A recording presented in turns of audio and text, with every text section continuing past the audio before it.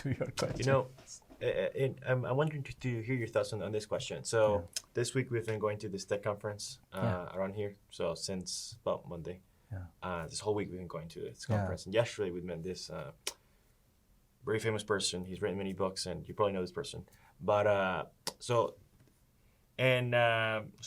we basically, like, long story short, he was saying, you know, like, don't do your talk show because it's a very short-term thing. Just do things that last a long term.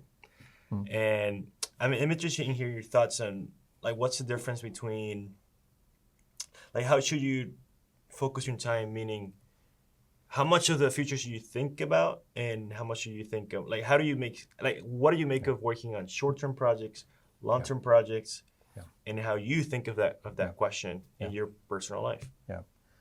I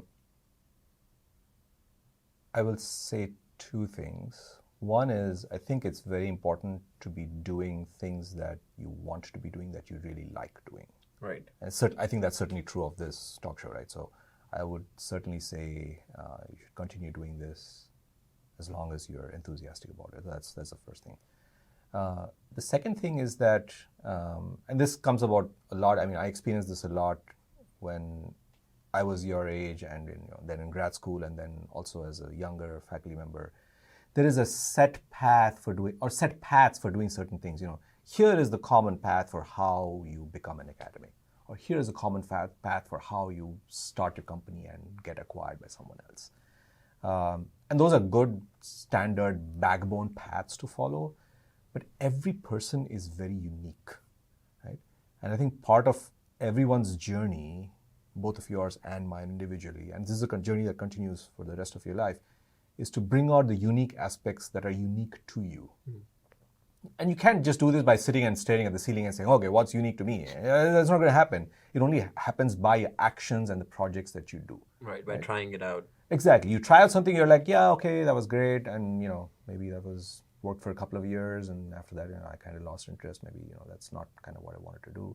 Or maybe, I've been doing this for like, 7 years, right? And it's great. But I think the important thing is to do things that you like doing and experiment with that a little bit. Not experiment too much because you only have like limited 24 hours in a day and 7 days in a week. But so that you bring out what's unique in you. They say this also about artists or singers. Right? You see them when you listen to some singers. Like I follow like Bollywood music a lot, so I follow like the path of singers. So some of the singers, you know, they start out, they come into the limelight because their voice sounds like another very well-known singer who just passed away. And then they sound great, you know, they're on tune.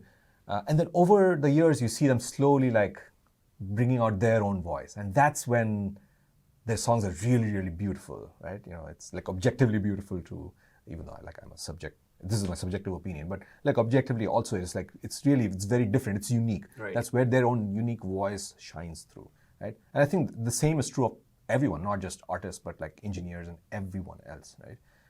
Even if you're in a company, even if you're working in a company, the same thing is true if you're a grad student, whether you're a researcher, there are always set paths to doing certain things. The set paths are always good fallback options, but the important thing is to figure out what is unique to you and strike a path that is kind of unique to you. Doesn't mean, you know, going off and doing weird things like, you know, designing one fine day or saying, okay, you know, I need to strike my own path. That's not what I'm saying. I'm not saying be rebellious for no reason. That's not what I'm saying. What I'm saying is don't get lost in the default paths that people imagine that others have for you.